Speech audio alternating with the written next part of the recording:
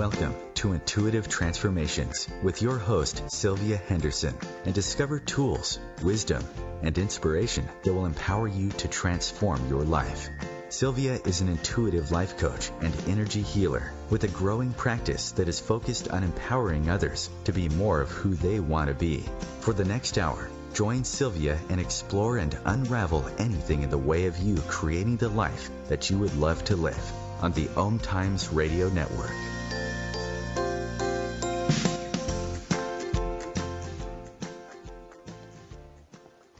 Well, hello and welcome to the Intuitive Transformations radio show, where you will find tools you can use to change and transform your life every Wednesday afternoon at 2 p.m. Eastern on the OMTimes radio network, the voice of consciousness at OMTimes.com. This is Sylvia Henderson, your host, and if you would like to learn more about me and the work that I do, please visit my website at intuitivetransformations.net. And while you're there, sign up for my monthly newsletter and receive a free guided meditation called Healing Fear During Uncertain Times. Again, to learn more about me and to receive a free guided meditation, just visit my website, intuitivetransformations.net. Today is March 14, 2018, and today Earth is set to experience, if you haven't already heard about it, a rather large solar storm. So what is a solar storm? Well, according to NASA, a solar storm is basically a variety of eruptions of particles and energy from the surface of the sun. Sometimes these particles make it all the way to Earth and beyond by flowing along the sun's magnetic field into interplanetary space. Well, when the material collides with the Earth's magnetic field and trapped radiation belts, it can dump some particles into our upper atmosphere called the aurora. The same charged particles can produce their own magnetic fields, which can modify the Earth's magnetic field and affect compass readings. This is all from the NASA website, because I don't want you to think this is completely woo-woo. This doesn't cause physical harm to Earth, but it can disrupt technology in its path, like satellite transmissions and TV and radio signals. Solar storms also disrupt the electromagnetic field of the planet. And given that each one of us also has an electromagnetic field around our bodies, it can also affect us. So I just want to share a few things very briefly before we jump into the show that you may have noticed over the last few days, or may notice today or during the rest of the week even, that may be attributed to this very active solar energy from the sun.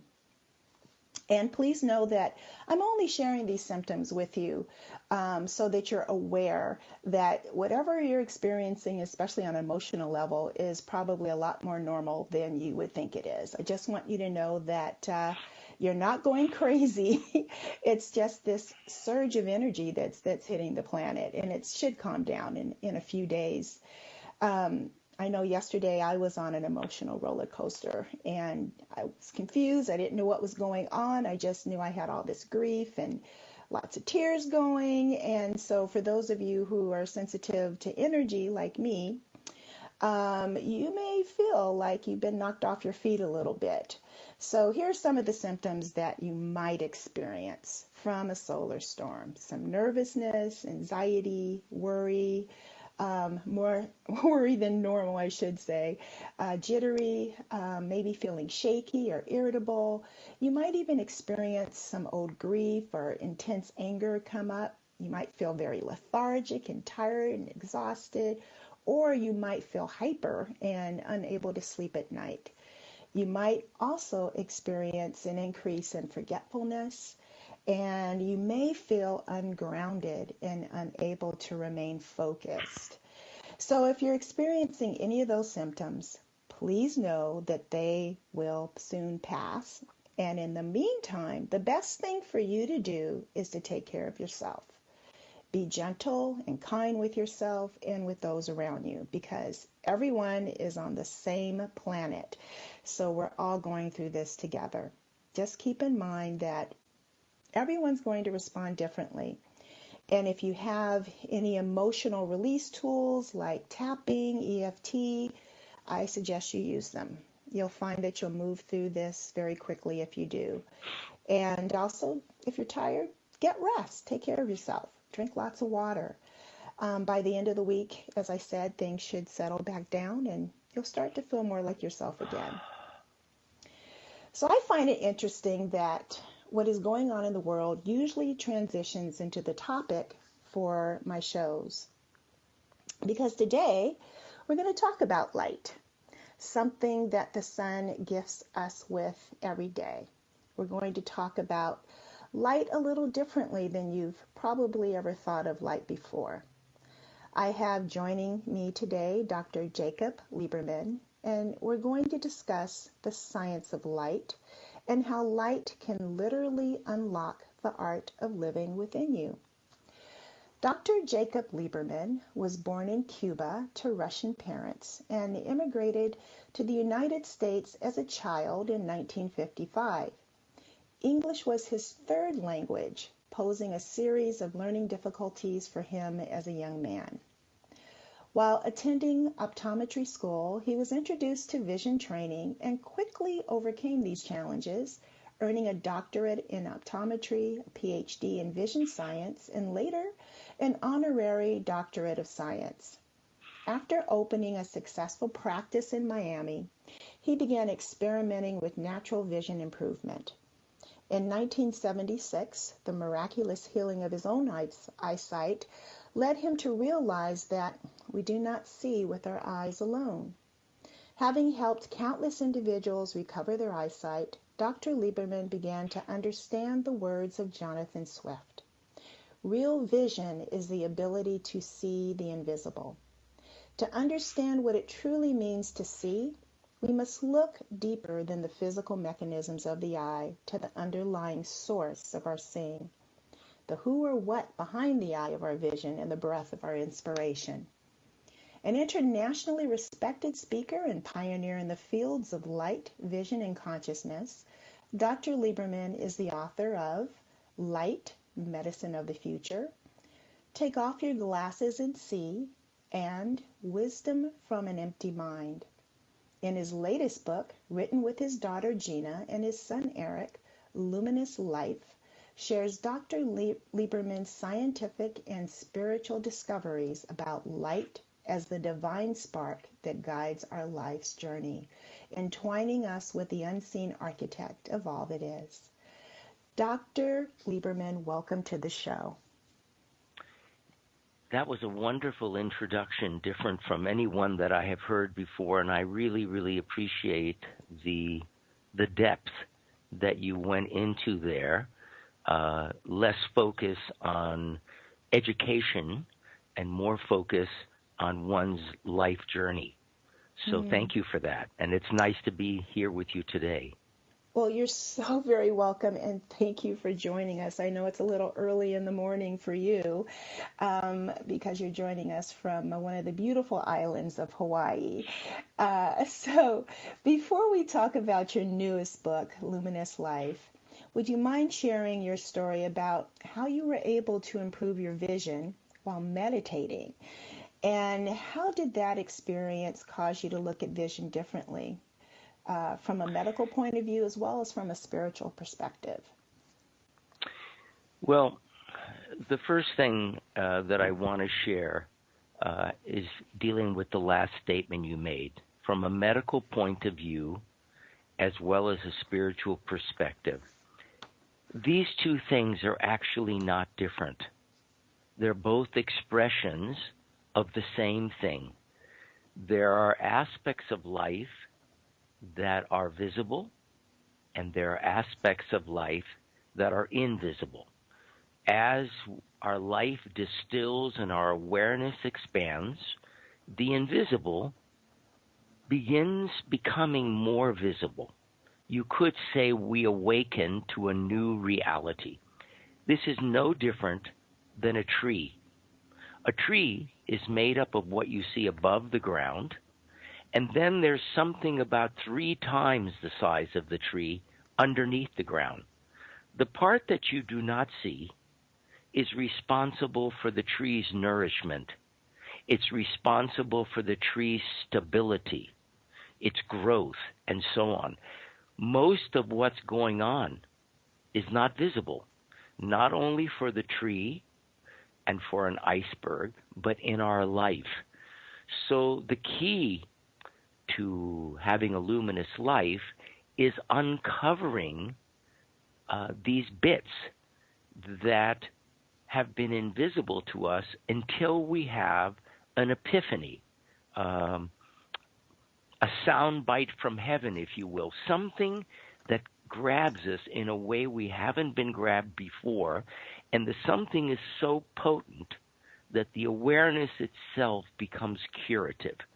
So now let's go to your question about the healing of my vision. You mentioned that I had had problems in school. I was a non-reader. Most of the time I was in school, I could read, but reading was not of much interest to me, and most of the time when I attempted it, I fell asleep. And so that caused me a lot of problems in school and even in my medical training in the first parts of it until I had the experience with some vision training. And I learned something about my eyes, and that gave me the ability to read comfortably. And that shifted my life from an average student to a dean's list student in a matter of 6 weeks, and it remained that way. But the incident you're speaking about occurred in 1976 after I had been wearing glasses for 9 years and could not really see without them. I didn't like wearing my glasses because they did allow me to see clearer, but they didn't feel very good. You know, I imagine our listeners who wear glasses, which is probably most of them, noticed that when they first got them, they went to their doctor and they said, you know, I see clearly, but things don't feel quite right. The floor looks a little bit tilted. And they all say the same thing. Don't worry, you'll get used to it. And so we're told to get used to something that we know is actually not quite right for us. And so I never liked wearing my glasses because aside from making things clearer, they made things distorted. They limited my field of vision. So I tried not to wear them, but really couldn't see without them. So in order to drive a car, I had to use my glasses. In order to examine my patients, I needed to use my glasses. I got introduced to meditation in 1971. And at that time, my meditative practice was essentially sitting about 20 minutes a day. That seemed to be the time that everyone recommended. And meditation was a very wonderful experience, very relaxing, and so on. And then one day in 1976, I had this very, very profound thing that occurred at some point during my meditation. It seemed as though all sense of self disappeared. How can I explain that? You know, normally when we're attending to something, we know that we are looking at something else, whether we are looking with the eyes open or we are focusing on our breath or anything else. There's a duality. There's a viewer and that which is being observed, the observer and the observed. During this experience, and I don't know how this occurred, but the observer, what we call the mind, disappeared. And all that was left was pure clarity. When I say pure clarity, even though my eyes were closed, everything in the room was visible to me. And not only was it visible, but it had a shimmering quality, almost as though it was alive rather than just a picture that was being viewed. The other aspect of this phenomenal event that occurred is that whatever was observing, it seemed like it could see from everywhere at the same time. And I don't know how to explain that in any other words than that. But when I came out of that meditation, my eyesight was crystal clear, which was very unusual because as an eye doctor, I often examined myself, and without my glasses, I basically could see the large E at the top of the eye chart. And now everything was crystal clear. So I drove to my office to determine what happened. And in fact, I was able to read a line that was 300% better. My eyesight had improved by 300%. But when I examined my eyes to see what changes had occurred in the prescription, there were no changes at all. So let me repeat that, because that's going to be difficult for people to understand, because we have been all indoctrinated to believe that the part within us that sees are the eyes. So my eyesight improved by 300% measurably, but my eyes didn't change at all. And what it allowed me to realize is that whatever is seeing is much more than just the eyes. That there is a possibility of seeing clearly without your eyes altogether, probably in the same way that you see when you have an insight or a clairvoyant instance. It's not an optical seeing. There's something else that occurs. Well, what I discovered 42 years ago in 1976 is whatever is seeing within us is much more than the physical eye. Now, to give you the impact of that instantaneous event, which occurred through total grace, there was no effort, there was no trying, there was no intending anything. It literally occurred free of charge. And that change has remained for 42 years. I'm 70 years old now. I have never worn a pair of glasses since that day, either for distance or for reading. And you will not find many 70-year-olds or even 60-year-olds that can read without glasses. So I think the main point that I would like to share with you is that on a medical basis, it allowed me to realize that what's going on is far more than our ideas, theories, or concepts about what's going on. In other words, the truth is actually different than the belief.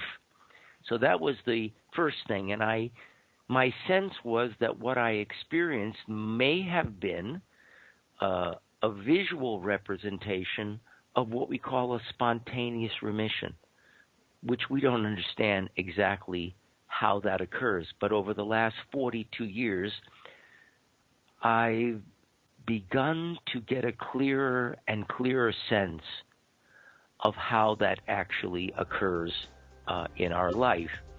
Wow.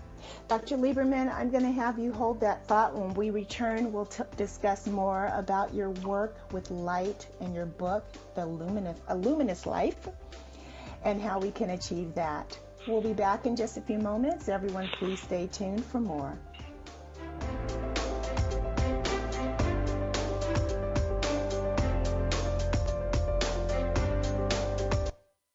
The future of Internet radio is here. OMTimes Radio, IOM FM. Ascending Hearts is no ordinary dating site, but a spiritual dating site with a purpose, to link you with your soulmate. We engineer the serendipity so you can trust that you will attune with someone that has the same matching vibration as you. Ascending Hearts, the conscious dating site for the spiritually aware. Try Ascending Hearts for free. AscendingHearts.com. Hello, I'm Sandy Sedgbeer, host of OMTimes Magazine's flagship radio show, What is Going On? My passion is sifting through information, research, and innovations from new thought teachers, speakers, and researchers pushing back the boundaries of what we know about life, energy, metaphysics, and the universe. I love shifting perceptions about who we are, why we're here, and how quickly impossible becomes normal when we open our minds, expand our awareness, and accept that the only limits that exist are those we place upon ourselves. So if you're the kind of forward-thinking, eager investigator of what lies beyond the current reality that most perceive, why not make a date to come play with me in the field of possibilities at 4 p.m. Pacific Time, 7 p.m. Eastern Time every Thursday, and together we can discover what's really going on. When I was little, I didn't talk for a long time. I was sensitive to lights and sounds, so I built secret hiding places where they couldn't get in. Sometimes I did the same things over and over, until one day I found out I had autism.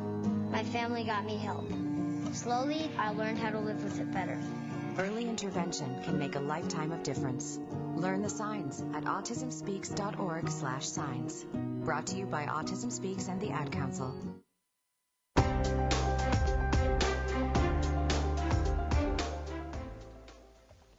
Welcome back, everyone. You're listening to the Intuitive Transformations radio show on OMTimes.com. This is Sylvia Henderson, and I have with me today my guest, Dr. Jacob Liberman, author of Luminous Life.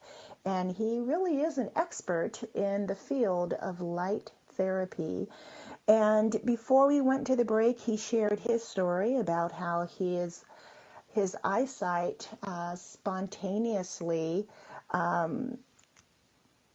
became 20/20. Basically, he had a 300% improvement in his vision during a beautiful meditation experience where he achieved pure clarity with his eyes closed and was able to see everything in the room around him, even though his physical eyes were occluded. And so, Dr. Lieberman, let's talk about light, and why this is so important, and why your message in your book is so vital. I know that you write about how plants and animals rely on light to guide them, and that light plays a major role as an inherent navigational system for plants and animals. And so, do human beings have the same navigational system? I already think I know the answer to that. And how can we access our light-driven navigational system to improve our lives?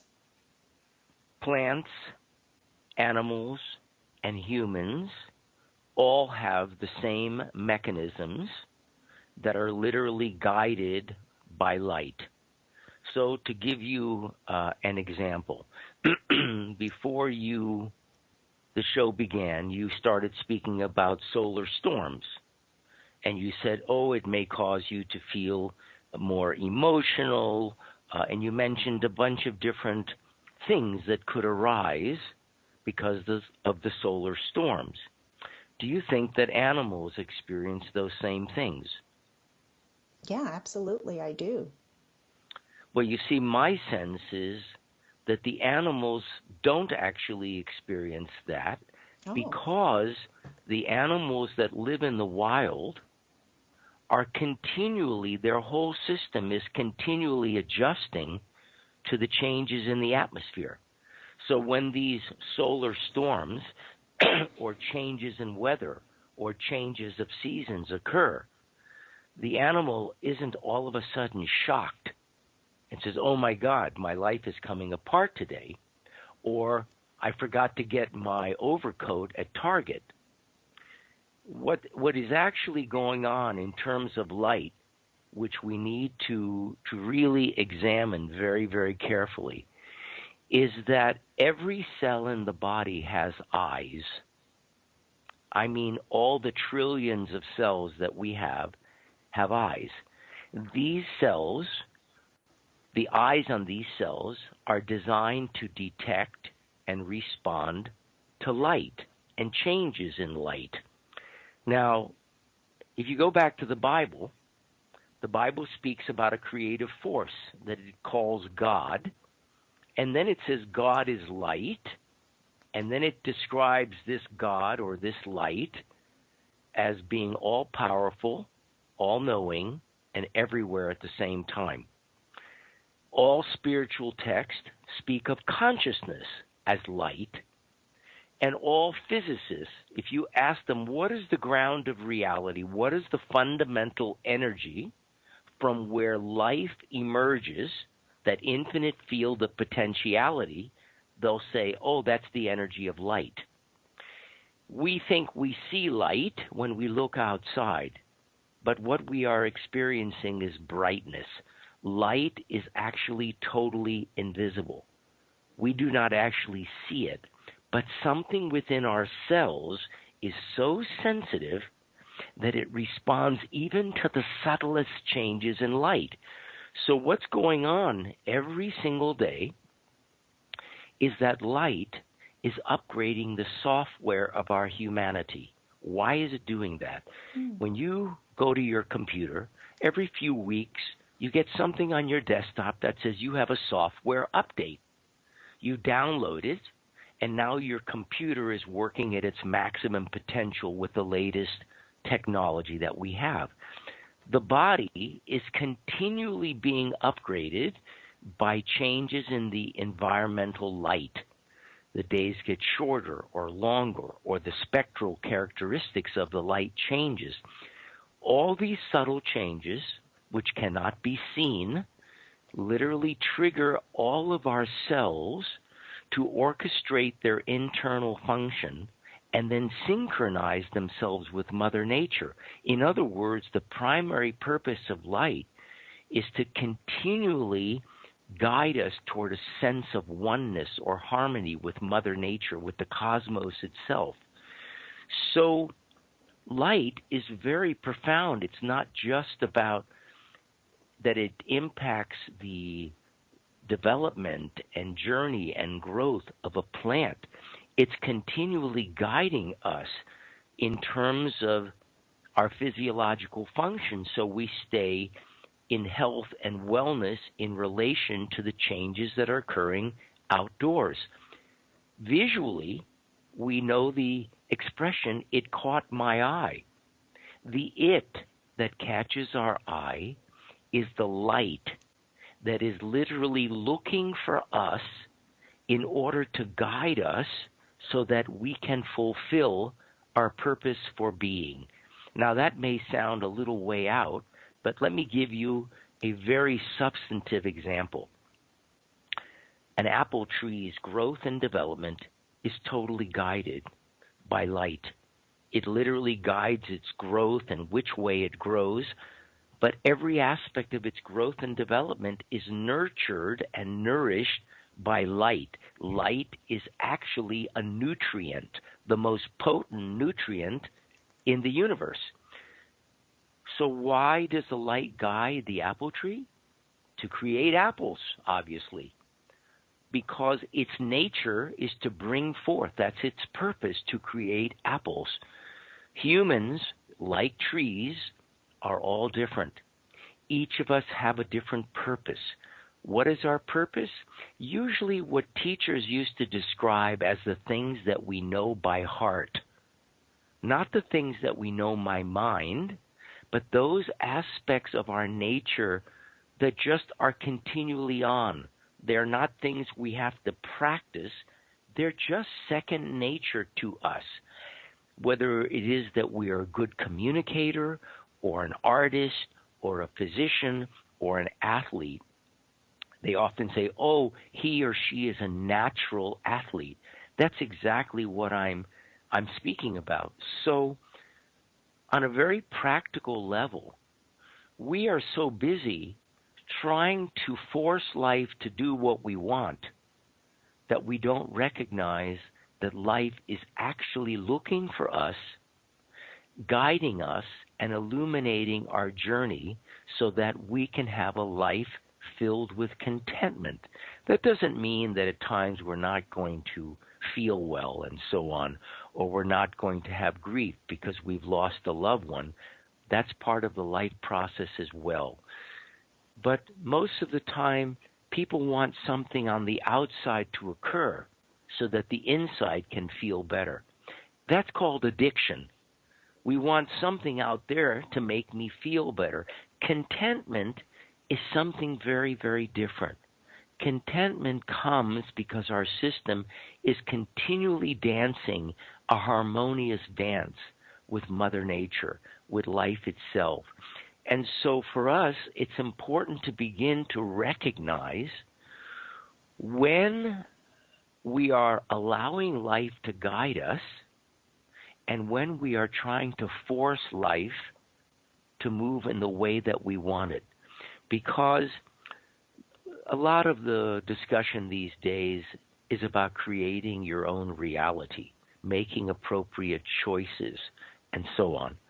But there is something that triggers us to move in a certain direction. It's called inspiration. The inspiration does not originate from within us. The inspiration comes to us free of charge from the intelligence of the universe, guiding us to fulfill that purpose. That inspiration, animation that breathes not only life into us, because we don't breathe on our own, but breathes a sense of purpose. When the conscious mind becomes aware of that, that inspiration is then coupled with implementation. But without the inspiration that comes to us rather than from us, we end up feeling desperate. We end up with desperation. So what I've learned about light at its most fundamental level is that it's here to guide us. It's here to illuminate our journey. It's here to bring us to the place that feels the most rewarding, that nourishes us, that fills us up with joy and contentment. And in so doing, our health and our wellness go right along with it.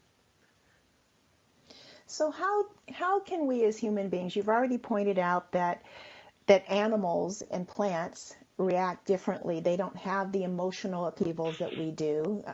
And I guess what I meant when you asked that question was animals get agitated, but go ahead. They do have emotions.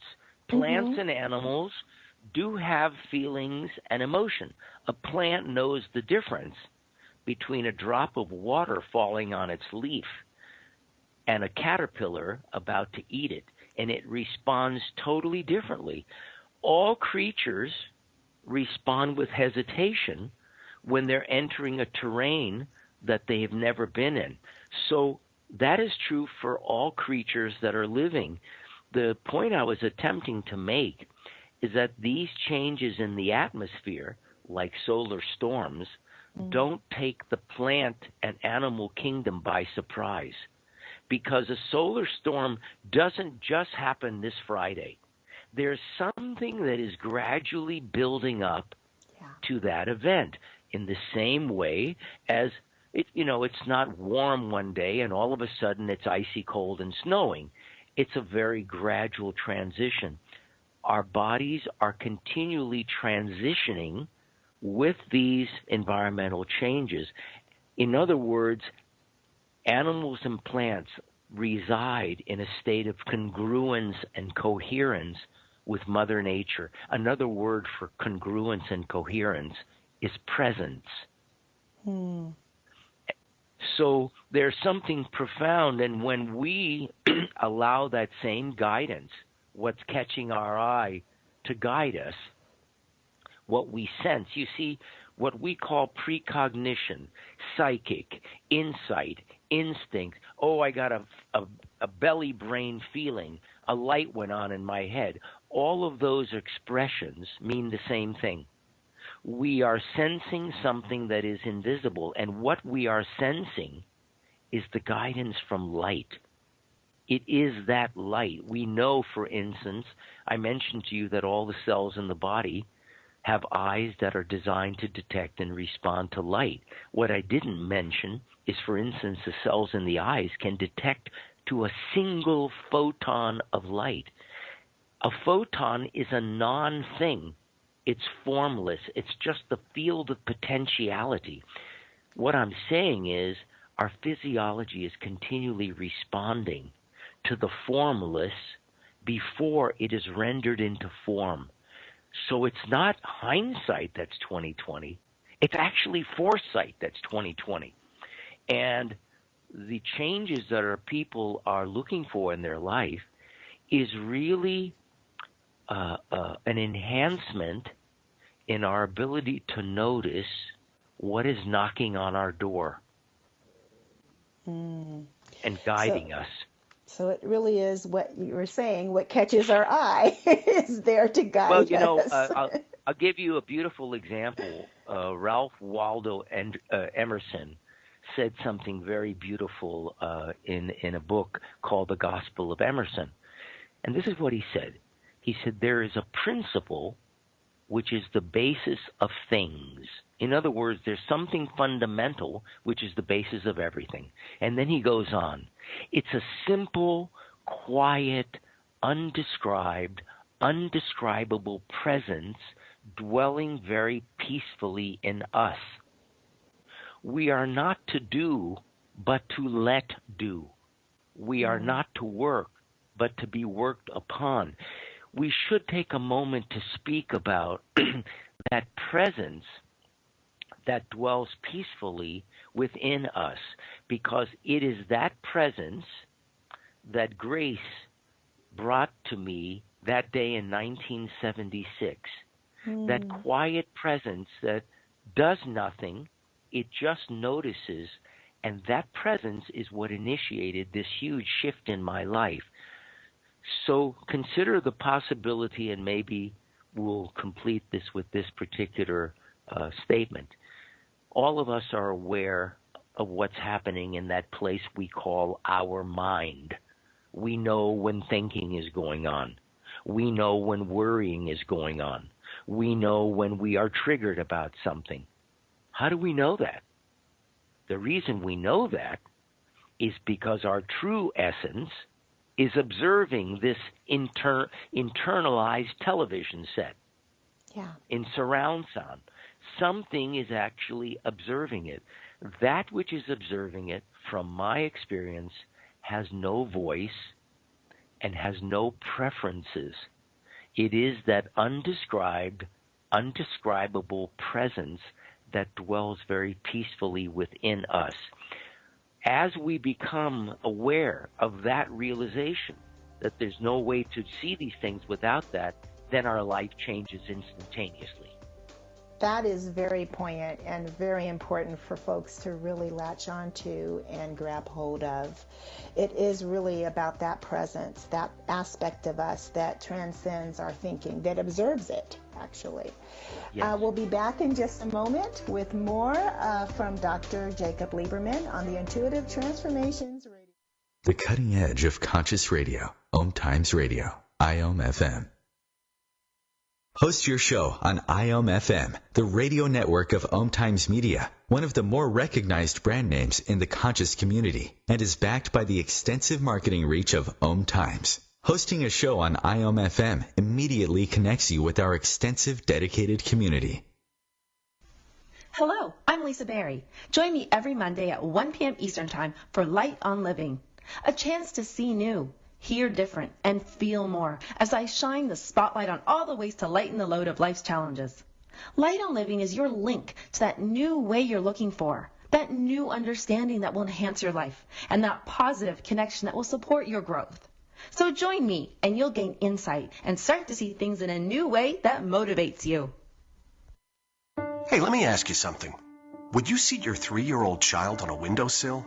Would you seat them beside a lit fireplace or by the deep end of a pool? One last question. Would you seat your child in a car seat that's not correct for them? Car crashes are a leading killer of children ages 1 to 13. Secure their future. Seat them in the correct car seat. For more information, visit safercar.gov/the right seat. A message from the National Highway Traffic Safety Administration and the Ad Council.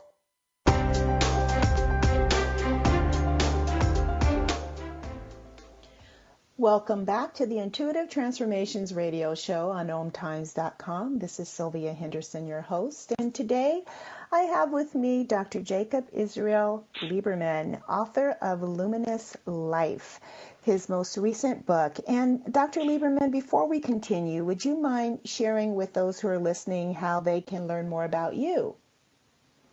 Sure. They can visit my website, which is jacobliberman.org, O-R-G, and Liberman is spelled L-I-B as in boy, E-R-M-A-N, or follow me on Facebook. So they can go to the site and gain a tremendous amount of insights about the work that I've been involved in for 45 years. It will share the books that I have written and, take them to Amazon or Barnes & Noble, wherever they buy their books. And most of all, it'll be pleasing for their eyes. It's not a site that is designed for marketing. It's a site that was designed to share beauty and to share wisdom in whatever way it could. So that's where people can get more information about me and the new book, Luminous Life. I wanted to take this conversation a little bit further about this undescribable place that we spoke about. Please do. Some very, very wise individuals have spoken about this place. I live in Maui, Hawaii. In Maui, an expression you hear very often is no ka'oi. No ka'oi means nothing like it. Now, you could say nothing like it could mean the beauty of Maui.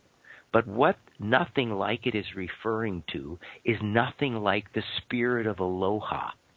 And the spirit of aloha is a spirit that is created from the qualities of love, peace, and compassion.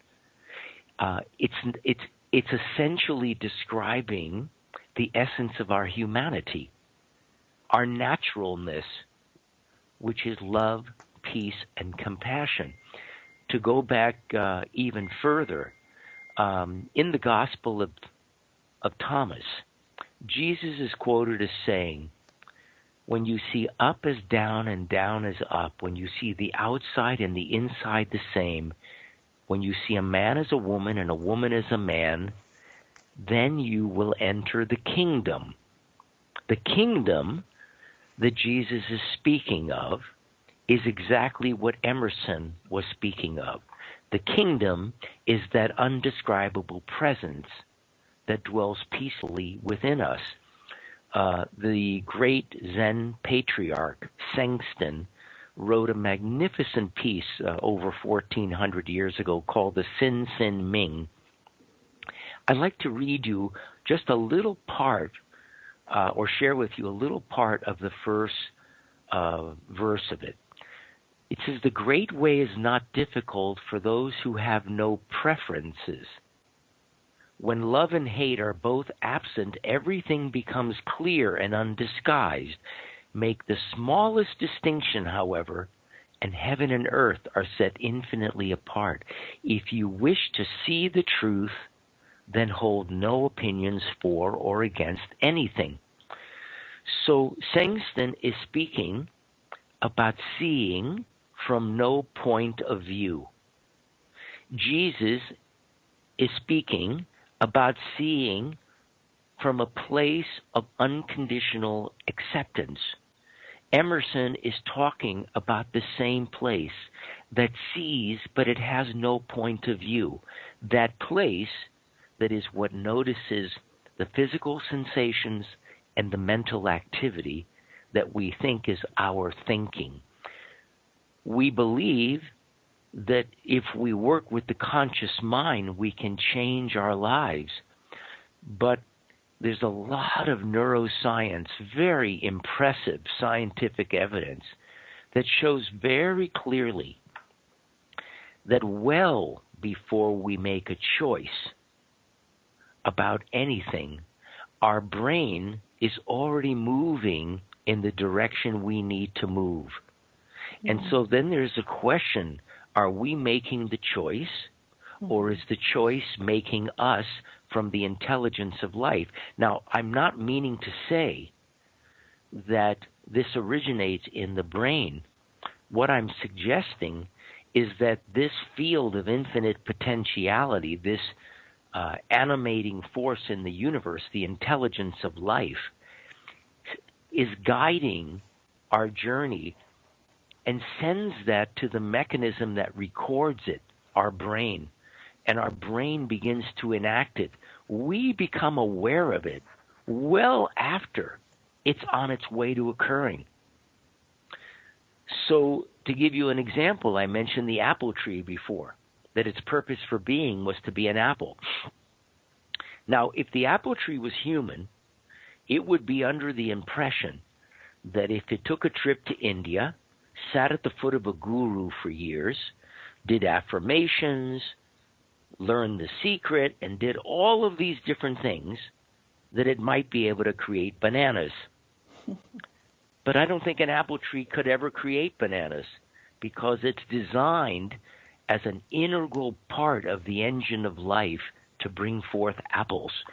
And we need to tune in and notice what we love, what we are in love with, what brings us joy and contentment, because that is what we're here to bless the world with. And it's not so much about changing our life. It's about noticing what is already there. As an eye doctor, I realized years ago when we look for one thing, we miss everything we're not looking for. And the things that occur in our life when we're not looking for them are the surprises, the miracles that we say, oh my God, how did that occur? So this guidance I'm speaking about is not something that occurs once in a blue moon. It's literally guiding every step of our life. Again, let me give you a very substantial example. The primary purpose of vision is to guide movement. Whether we're walking, running, swimming, driving a car, every step we take, every movement we make, when do we turn the steering wheel, when we step on the gas or on the brakes, and to what degree, all of that is guided by the visual knowing of where is it, what is it, how fast is it moving, where is it in relation to me, and how do I respond in relation to it. That's all occurring at light speed. So what I'm saying is what's catching our eye is what's guiding our life. And if we can just notice that on a practical level, everything can change. As an example, most of us notice there are dishes in the sink, and the mind says, I'll do it later, it's not important. They get a bill, and they'll say, I got 30 days to pay for it. The bed is messy, I'll make the bed later. But the timing of things in the universe is precise. There would be total havoc if the beating of our heart gets out of beat. There would be total havoc if the sun came up late or set early. So when things occur in life, they're not occurring by chance. They are being animated by the intelligence within the whole universe that is animating everything as a whole. So when something grabs our awareness, that is the moment. There's nothing to think about, nothing to consider, nothing to choose. When it grabs our attention, it literally moves us. Even the movement is effortless. When the eye moves towards the light that catches it, there's no effort. It's a reflex. It just moves by itself. And just as my vision shifted instantaneously 42 years ago, it occurred effortlessly. This is the way everything occurs in this universe, according to the law of parsimony, the law of least effort. It does not take effort for these things to actually occur. In fact, so much of our conversations these days are about making things happen. But if you look at the physiology of the body, there is no aspect of our physiology that is designed to initiate action. It's all designed to respond to something. What is it responding to? It's responding to the animating force that is moving us in the direction we need to move in order to fulfill our reason for being and to have and live a luminous life. This is so powerful what you've just shared, because as you were speaking, I could think of many, many times when opportunities have come my way or thoughts have come up, and they have opened an invitation for me to create some inspired action, and I have put it aside because, I have to do this first. I would override that system. And as you were speaking, it just reminded me of how many times I've overridden that. And so for those of you who are listening, we don't even realize how many times that internal GPS system that Dr. Liberman is speaking of, that inner presence, is trying to communicate with us, and we override it with our own conscious awareness of what we believe we should be doing in order with this, because we have this myopic view of what we think we want and how we think we should get there, instead of allowing the universe to just so sweetly and gently guide us. I really appreciate you sharing that. This is such a critical piece. First of all, it's important we recognize that this guidance is actually not a thought in the traditional sense of a thought that we are having. Because when we say, I think it's going to rain, what we're actually saying is, I don't know. So thinking is not knowing. The guidance I'm speaking about is so powerful that there's an absolute knowing about it. There's not a knower. It just comes in as something factual. Now let's talk about beliefs and so on. That's a very common word we hear today. Oh, you have to change your beliefs, or that's your belief system. If our listeners go to a thesaurus and put the word belief in there, we'll notice that the words that mean the same as belief are idea, thought, concept, theory, and so on. If you then look at the words that mean the opposite, the antonyms of belief, one of the words that stands out is truth. The same truth that Jesus spoke about when he said, the truth shall set you free. In other words, our beliefs are not truth. They're just ideas. And we stake our whole lives on our ideas. And the whole field of mind-body medicine is based on the discovery that every state of mind, every belief, is reflected as a state of biology. Something totally different occurs when there's no point of view, when that which is observing is just observing purely.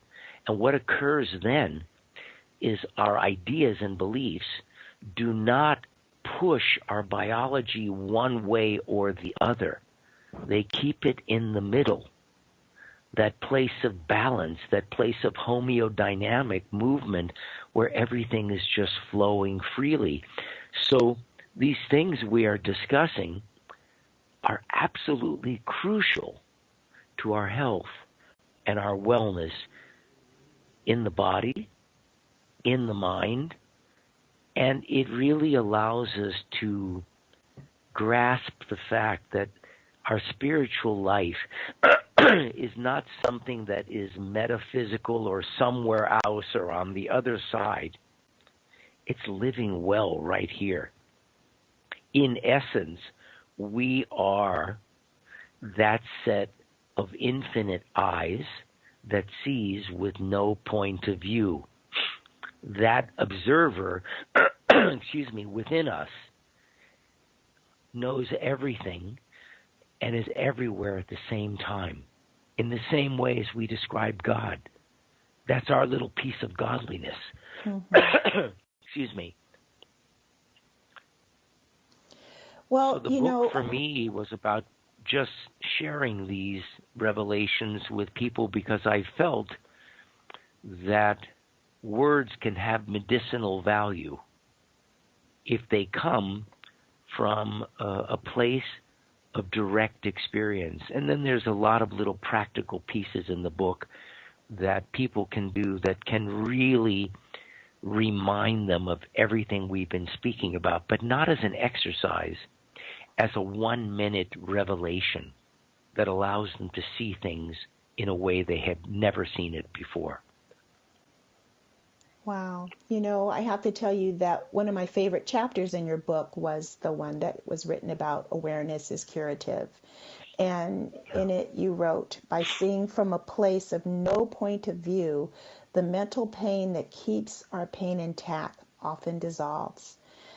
And that's so true. It's that mental pain that is based upon these ideas of what should or should not be happening that creates the pain within us. So that's just beautiful. Yeah. So that's what my life is about right now. Well, it's a beautiful, beautiful work that you've provided, Dr. Liberman. Thank you so much for being on the show today and for sharing from your wealth of wisdom.